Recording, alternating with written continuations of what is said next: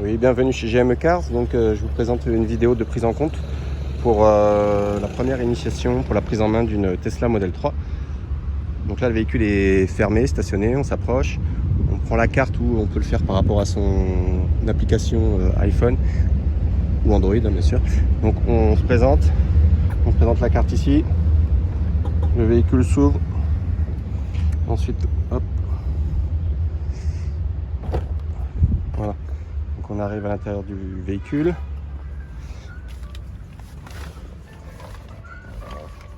Donc une fois qu'on est à l'intérieur, on peut refermer. Donc là le véhicule est donc en arrêt. On appuie sur la pédale de frein, il nous demande d'ores et déjà de passer la carte. Donc c'est ici qu'on badge pour voilà. Donc la voiture a reconnu le badge. On peut maintenant aller sur le Komodo et puis drive. Donc on se met en bas.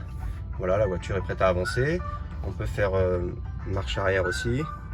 Du coup on voit que le véhicule est en marche arrière. Donc il affiche les différentes caméras. Ensuite, pour une prise en main rapide, ici on a tous les contrôles. Donc j'ai appuyé ici sur le premier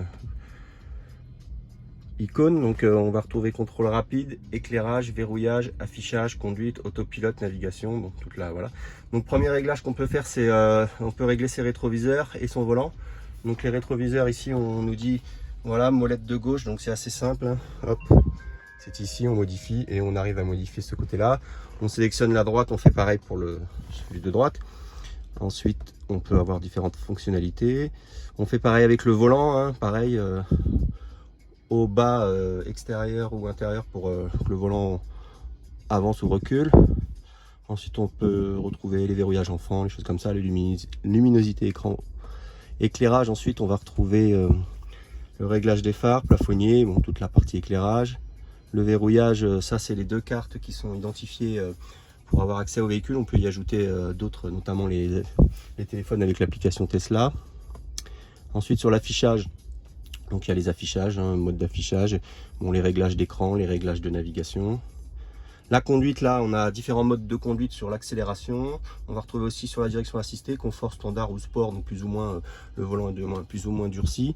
Les trois modes d'arrêt, donc rampage, c'est-à-dire que le véhicule à l'arrêt continue son roulement, il faut appuyer sur le frein pour le terminer, de le faire arrêter. Roulement, c'est-à-dire qu'on a encore un tout petit roulis, mais on arrive presque à l'arrêt. Et serrage, on optimise l'autonomie et du coup on arrive à freiner sans du tout appuyer sur le frein.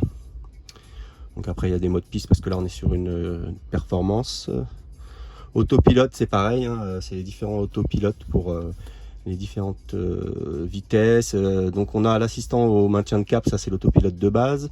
On a l'avertissement de limite de vitesse. Voilà, ensuite soit c'est visuel, soit c'est sonore. Bon, la navigation c'est assez simple, hein, c'est le GPS qui est ici en dessous qu'on va retrouver. Oh ben, il y a beaucoup de... Voilà, comme ça. Donc pas hésiter à faire descendre comme ça pour descendre la musique. Donc la navigation c'est ici. Et ensuite sécurité, bon, on autorise l'accès au téléphone, bon ça faudra regarder un peu plus en détail. Et les différents entretiens pour le manuel d'entretien. Et le logiciel, c'est toutes les caractéristiques du véhicule. La boîte à gants, c'est ici, il faut appuyer et hop, c'est parti. La boîte à gants s'ouvre. Hop, on peut refermer.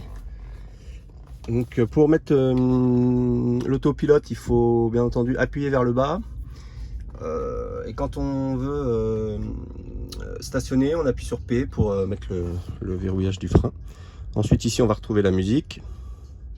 Là on retrouve les différentes modes de caméra, les extérieurs, arrière, devant, tout est identifié.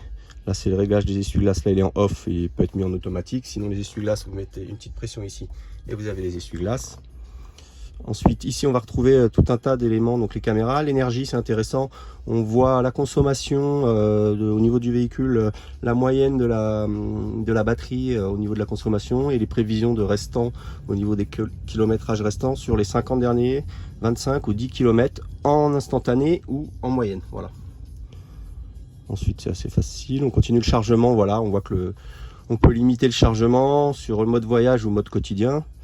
On règle ici là le petit curseur et puis là on voit que la batterie elle est à peu près ou un tiers de charge. Voilà, on peut planifier des départs de charge. Siège chauffant, ventilation, on va pas s'étendre. S'il y a un petit truc qui est sympa, c'est quoi là? Pour régler la ventilation, on monte, on descend ici. Là, bien sûr, on règle la synchro, la climatisation en automatique. Siège chauffant à droite. Donc ça, c'est des givrages avant, arrière. Et là, on va retrouver la partie volume. Le volume, on le retrouve aussi ici. On peut monter le volume, vous voyez. Et ici, c'est plus pour quand on actionne l'autopilote, on peut aller plus ou moins monter le régulateur. Voilà. Je pense que là, on a fait une bonne prise en main. C'est une bonne base pour les premières prises en main du véhicule. Bien sûr, là, on va avoir sur les nouveaux modèles 2021 la recharge à induction avec des grandes places, mais on va pas faire le détail de l'intérieur du véhicule. Voilà. Bah, écoutez, je vous souhaite une bonne prise en main et en espérant que vous soyez très satisfait de votre véhicule. Merci, à bientôt.